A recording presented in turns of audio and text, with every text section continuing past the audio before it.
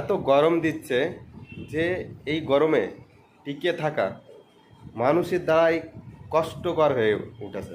মানে এতটা গরম, ঠিক আছে।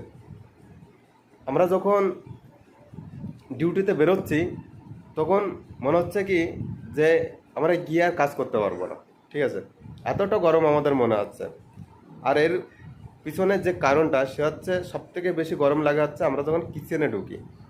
কিচেনে নাই করে 40-45 ডিগ্রি সেলসিয়াস তাপমাত্রা থাকে, ঠিক আছে। এতটা তাপমাত্রা, তবুও কাজ করতে হবে পেটের দায়, ঠিক আছে। পেট না থাকলে তো মানুষ কাজ করতো না, এটা কাজ করতেই হবে।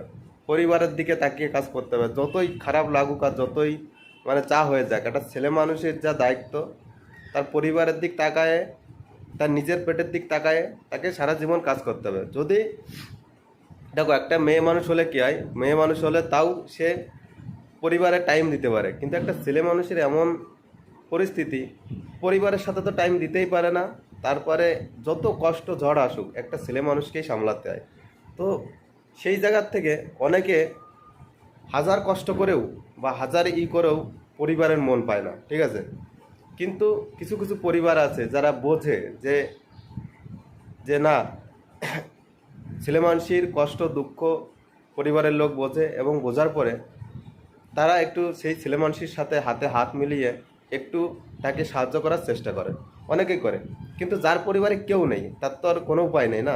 দেখা যাচ্ছে একজন মানুষ আছে, 3টি মানুষ খাওয়ার আছে, তার পরিস্থিতি কি বলুন তো? এই গরমের মধ্যে সেই মানুষটি মরুক বাঁচুক, একজন ছেলে মানুষ হয়ে সেই দায়িত্ব তার পালন করে যেতেই হবে, তা না হলে তার পরিবার চলবে না, তার নিজের চলবে না।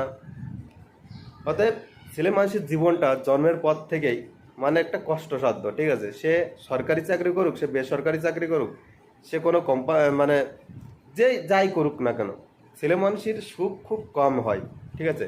এটা আমার কথা না, এটা বেশিরভাগ ক্ষেত্রে আপনি যার কাছে জিজ্ঞেস করবেন সেই একই কথা বলবে, যে মেয়ে মানুষ আর ছেলে মানুষ রাত আর দিন তফাৎ আছে।